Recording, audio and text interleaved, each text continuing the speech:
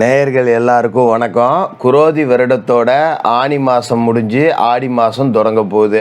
ஆடி மாதம்னாலே எல்லாருக்கும் பயம். ஆடி மாதம்னா பூட மாதம், ஆடி மாதம்னா கழுவடை, ஆடி மாதம் வந்தாலே நம்மளை ஆட்டி படைச்சிரும், ஆடி மாதம் வந்தால் எங்கள் குடும்பத்துக்கே ஆகாது, வீட்டில் ஏதாவது பிரச்சனை நடக்கும், இப்படிலாம் ஒரு பயம் அப்படிங்கிறது மக்கள்கிட்ட இருக்குது. அது உண்மை கிடையாது.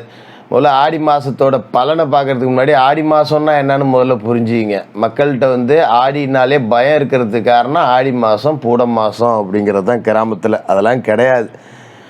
ஆடி மாதங்கிறது புண்ணிய மாதம், அம்மன் மாதம்.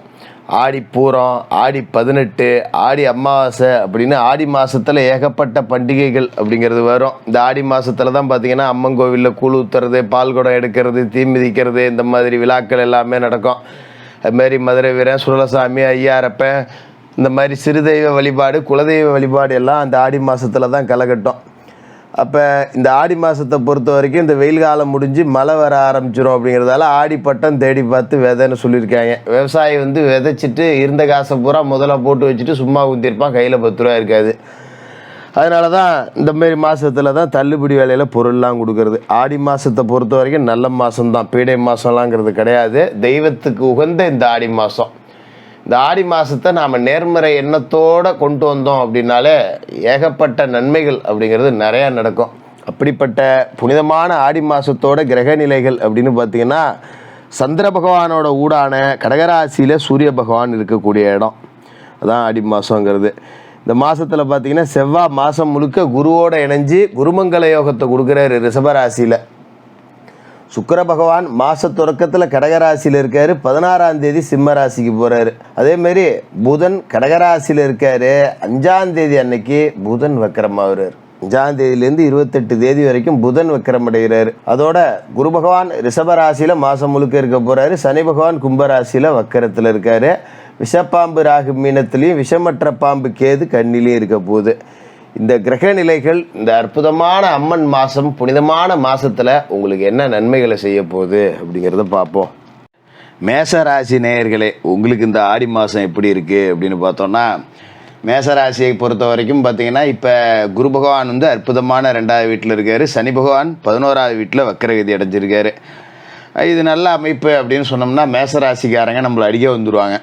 உண்மையிலேயே மேசராசிக்கு இது நல்ல அமைப்பு தான். ஆனால் இந்த குரு பெயர்ச்சிக்கு பிறகு தான் நான் இன்னும் படுபடுறேன். சிவனேன்னு குரு எங்களோட சொந்த ராசியில் இருந்தப்போ சரியில்லைன்னு சொன்னாங்க, அப்போயாவது 10 ரூபா நன்மைகள் கிடைச்சிது. இப்போ தனஸ்தானம்னாங்க, குரு பயிற்சிக்கு பிறகு அப்படியே பணம் கொட்டுன்னாங்க ஜோசியக்காரங்க எல்லாம் சேர்ந்துக்கிட்டு. அதுக்கு பிறகு தான் 10 காசுக்கு வழி இல்லாமல் நடுத்தரில் நிற்கிறேன். செய்கிற தொழிலில் வருமானம் சுத்தமாக இல்லை. பேசாமல் அந்த வேலையை செய்கிற தொழிலை விட்டுட்டு வேற எங்கேயாவது வேலைக்கு போனால் கூட 10 ரூபா சம்பளம் கிடைக்குங்கிற மாதிரி நிலைமை ஆகிப்போச்சு ஜோசியரை அப்படின்னு இருப்பீங்க. இதுதான் மேசராசிக்காரர்களோட நிலைமை. இந்த மனநிலையோட தான் நீங்கள் ஆடி மாதத்துக்குள்ளேயே வரீங்க. வரும்போதே பயம் இருக்கும். ஏற்கனவே வாழ்க்கை அப்படியே கிளுகிளுன்னு இருக்கு, இல்லை ஆடி வேற வரப்போகுது, ஆடி மாதத்தில் என்ன நடக்க போகுது அப்படின்னு நீங்கள் நினைப்பீங்க. என்ன காரணம் அப்படின்னு பார்த்தீங்கன்னா, லாபஸ்தானத்தில் இருக்கிற சனி வக்கரமாகி போயிட்டார், ராசியவும் பார்த்துக்கிட்டு வேற இருந்தார் இல்லையா. இப்படி பலதரப்பட்ட பிரச்சனைகள் அப்படிங்கிறது.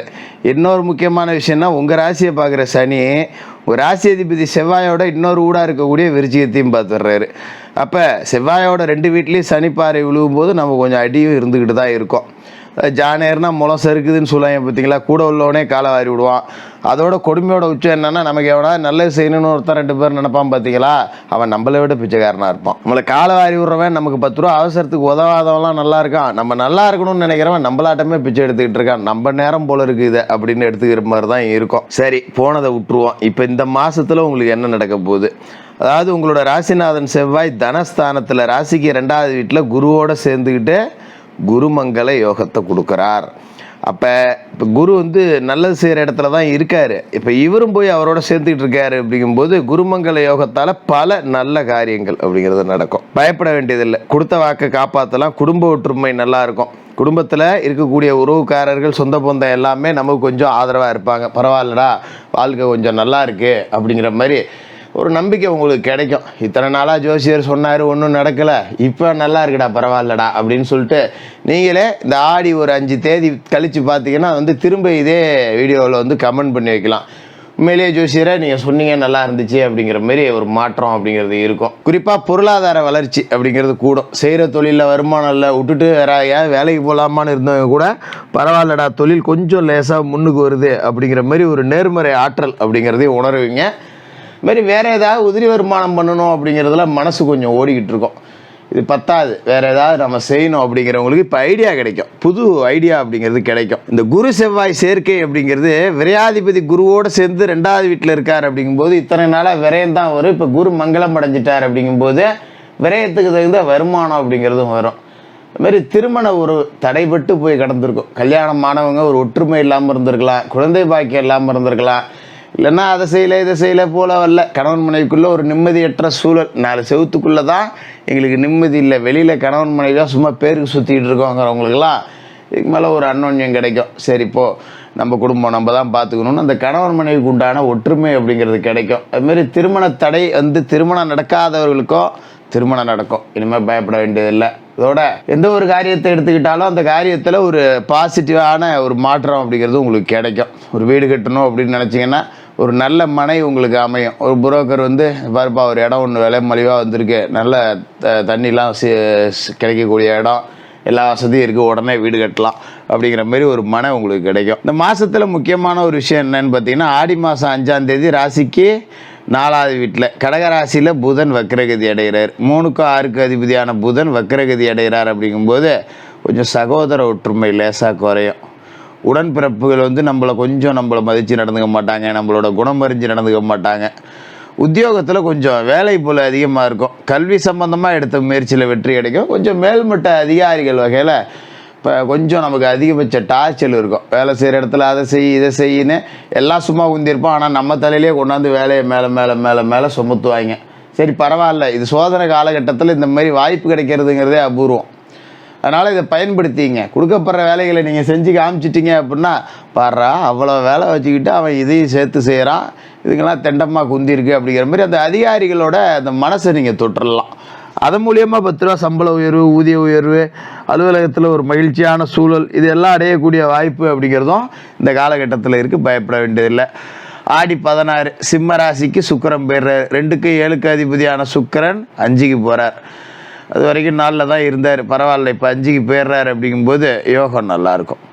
படித்து முடிச்சுட்டு வேலை இல்லாத இருக்கவங்களுக்குலாம் வேலை கிடைக்கும். ஏதோ ஒரு வேலை 4 பேர் நம்மளை தெண்ட சோறு வேறு தெண்டமாக உட்காந்துருக்கு, ஒரு வேலைக்கு போக மாட்டேங்குது அப்படின்னு நம்மள்ட்ட வீட்டில் பேசுவாங்க. அதுமாதிரி உறவுக்காரர்களையும் பார்த்திங்கன்னா அவன் எங்கே வேலைக்கு போகிறான், சும்மா இருக்கான் அப்படின்னு முதுகுக்கு பின்னால் பேசுவாங்க. அந்த மாதிரி நம்மளை பார்த்து ஏளனமாக பேசுகிறவங்க எல்லாத்துக்குமே பதில் சொல்கிற மாதிரி, அவங்க மூஞ்சில் கறி பூசுகிற மாதிரி, இப்போ எதிராளிகளோட முகத்தில் கறி பூசுகிற மாதிரி சாதிச்சு காட்டக்கூடிய நேரம் அப்படிங்கிறது கிடைக்குது. பொது வாழ்க்கையில் இருக்கிறவங்களுக்கு புது முயற்சிகள் வெற்றி கிடைக்கும். செவ்வாய் சாதகமாக இருக்கிறதால விவசாயத்துறையில் இருக்கிறவங்க, அரசியல் துறையில் இருக்கிறவங்களுக்குலாம் நல்ல லாபம் கிடைக்கும். ஒரு கட்சியில் இருக்கேன்னா கட்சியில் ஒரு பதவி வாங்குறது, இல்லை ஒரு கான்ட்ராக்ட் கமிஷன் எடுத்து அது மூலயமா 10 ரூபா சம்பாதிக்கிறது, இந்த மாதிரி வேலைகள்லாம் கிடைக்கும்.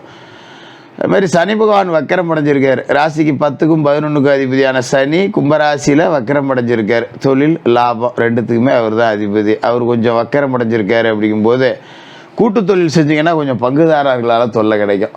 அதனால் கூடுமான வரைக்கும் தனித்து தொழில் செய்யுங்க. கூட்டு தொழில் செய்கிறவங்கன்னா உடனே வெட்டிக்க வேண்டியதில்லை, கொஞ்சம் விட்டு கொடுத்து போங்க. ஒருத்தருக்கு ஒருத்தர் சந்தேகம் பாராட்டுறது, பகை பாராட்டுறது எது இந்த காலகட்டத்தில் வேண்டாம். கொஞ்சம் காலத்தை இழுத்து பிடிச்சி ஓட்டினீங்கன்னா சனி அப்புறம் நேர்கதிக்கு பயணம் செய்ய ஆரம்பிச்சிடுவார். ஒரு 3-3.5 மாதத்துக்கு பிறகு, அதுக்கு பிறகு எல்லாம் சரியாகி போயிடும். சனி நேர்கதிக்கு போகிற வரைக்கும் கொஞ்சம் சுமார், அதன் பிறகு ரொம்ப சூப்பராகவே இருப்பீங்க. இதை பற்றியும் கவலைப்பட வேண்டியதில்லை.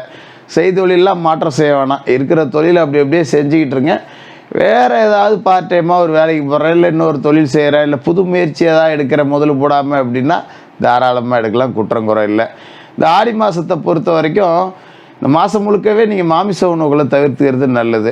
அதுமாரி ஆடி வெள்ளிக்கிழமையில் அம்மனுக்கு பாலாபிஷேகம் செய்யணும். இப்போ இந்த காலகட்டத்தில் பார்த்திங்கன்னா பால் குடம்லாம் நடக்கும். அங்கே போய் ஏதோ ஒரு அம்மன் கோயிலுக்கு பால் குடம் எடுக்கலாம். உங்களால் எடுக்க முடியலன்னா பால் குடம் எடுக்கிறவங்களுக்கு ஒரு நீர்மோர் பந்தல் போடுறது, ஒரு தண்ணி கொடுக்கறது, இந்த மாதிரி ஏதாவது உதவிகள் அப்படிங்கிறத செஞ்சுக்கிட்டு வாங்க. முடிஞ்சவங்க அன்னதானம் ஆடி வெள்ளிக்கிழமையில் பண்ணுங்கள். ஆடி அமாவாசையில் முன்னோர்களை மனசார வணங்கிட்டு அன்னைகளுக்கு ஒரு 9 ஏழைகளுக்கு அன்னதானம் பண்ணுங்கள். ரொம்ப நல்லாயிருக்கும் இந்த ஆடி மாதம். மேசராசிக்காரர்களுக்கு வாழ்த்துக்கள்.